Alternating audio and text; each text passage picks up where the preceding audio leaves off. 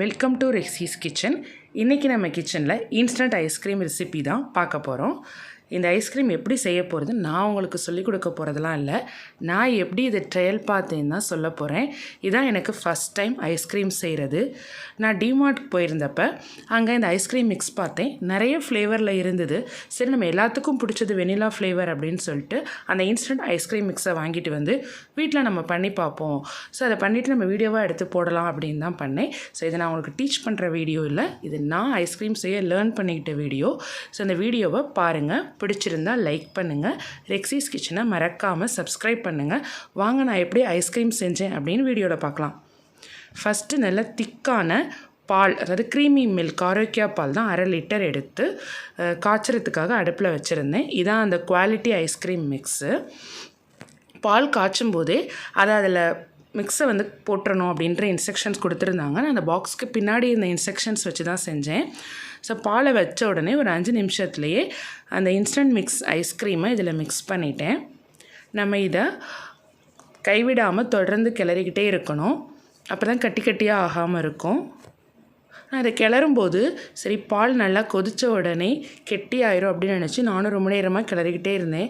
But பால் தான் குறைஞ்சதே தவிர ice cream கெட்டியாகவே இல்லை. ஸோ அப்புறம் தான் பின்னாடி பார்த்தேன், இதை கலந்து விட்டதுக்கப்புறம் நல்லா கூலாக வைக்கணும் அப்படின்னு சொல்லிட்டு. அதனால் ஒரு 15 minutes to 20 minutes வந்து நல்லா கலந்து விட்டுட்டேன். அடுப்பை சிம்மில் வச்சு தான் நான் கலந்து விட்டுட்டே இருந்தேன். அதை கலந்து விட்டதுக்கு அப்புறமா அடுப்பை ஆஃப் பண்ணிவிட்டு இதை தனியாக இறக்கி வச்சுட்டேன்.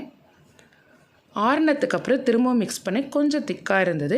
இப்போ இதை ஒரு கண்ணாடி பவுலில் மாற்றிக்கிட்டேன். நம்ம கண்ணாடி பவுலில் மாற்றிட்டு பிளெண்டர் வச்சு இதை மிக்ஸ் பண்ணோம் அப்படின்னா திக்காகிடும் அப்படின்னு சொல்லிட்டு ட்ரை பண்ணி பார்த்தேன். பட் கண்ணாடி பவுலில் ட்ரை பண்ணேன், எல்லாமே பாலெல்லாம் கீழே சிந்த ஆரம்பிச்சிருச்சு. அதனால் திரும்பி பால் பாத்திரத்துக்கே மாறி இந்த பிளெண்டரை யூஸ் பண்ணேன். இந்த பிளெண்டரில் கம்மி பண்ணுற மோட் கிடையாது, ஒரே மோட் தான். ஸோ கொஞ்சம் பயமாக தான் இருக்கும். ஸோ நான் லைட்டாக வந்து இந்த மாதிரி பிளெண்ட் பண்ணேன். கொஞ்சம் பிளெண்ட் பண்ணோடனே கொஞ்சம் கெட்டியாகிடுச்சு. அதனால் பிளெண்ட் பண்ணி முடிச்சுட்டு நான் இதை திரும்பி ஐஸ்கிரீம் ப்ரிப்பேர் பண்ணுறதுக்காக அந்த மோல்டில் ஊற்றிட்டேன். பாருங்கள், நான் எவ்வளோ பயந்து அந்த பிளெண்டரை யூஸ் பண்ணுறேன்ட்டு. இப்போ இதில் அலுமினியத்தில் நம்ம கேக்கு யூஸ் பண்ணுற அந்த மோல்டிலே ஊற்றியாச்சு. ஊற்றி கொஞ்சம் ஆறுனத்துக்கு அப்புறமா இதை நான் ஃப்ரீசரில் வச்சுட்டேன். ஃப்ரீசர்லேருந்து 2 மணி நேரம் கழித்து தான் எடுத்தேன். நல்லா ஃப்ரீஸாக இருந்தது. இதை ஃப்ரீசர்லேருந்து எடுத்ததுக்கப்புறம் நம்ம திருப்பி அதை மிக்ஸ் பண்ணணும். அப்போ தான் சாஃப்டான ஐஸ்கிரீம் கிடைக்கும் அப்படின்னு சொல்லி அந்த இன்ஸ்ட்ரக்ஷன்ஸில் போட்டிருந்தாங்க.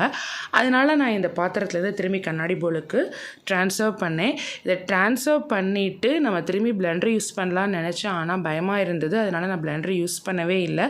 இதை எடுக்கிறதுக்கே எனக்கு ரொம்ப கஷ்டமாக இருந்தது. கஷ்டப்பட்டு தான் இந்த ஐஸ்கிரீமை மாற்றினேன் கண்ணாடி பவுலுக்கு. ஸோ இது ஃபுல்லாக எல்லாத்தையும் மாற்றினதுக்கு அப்புறமா திரும்பி நான் எக் விஸ்கை வச்சே நான் வந்து கலந்து விட்டேன். ரொம்ப நேரம் வந்து இதை நான் மிக்ஸ் பண்ணேன். ஏன்னா அது ரொம்ப ஹார்டாக இருந்ததுனால அது மெல்ட் ஆகி கொஞ்சம் கொஞ்சமாக அதை நான் வந்து கலக்கி விட்டுட்டே இருந்தேன். ஃபைனலாக எல்லாமே நல்லா திரும்பி கரைஞ்சிருச்சு. நல்லா மிக்ஸ் பண்ணி விட்டுட்டேன். நல்லா சாஃப்டாக இருந்துச்சு மிக்ஸ் பண்ணுறதுக்கே. பார்க்குறதுக்கே நமக்கு சாப்பிடணுமோன ஒரு ஃப்ளேவர் இருக்கும். ஆனால் உடனே சாப்பிட்டா ரொம்ப டேஸ்ட்டாக இருக்காது இல்லையா? அதனால் திரும்பி நம்ம ஃப்ரீசரில் வச்சு தான் அதை சாப்பிடணும். நல்லா இதை மிக்ஸ் பண்ணிவிட்டு திரும்பி ஃப்ரீசரில் வச்சுட்டேன். இதை வைக்கும்போதே மணி 9 ஆகிடுச்சு.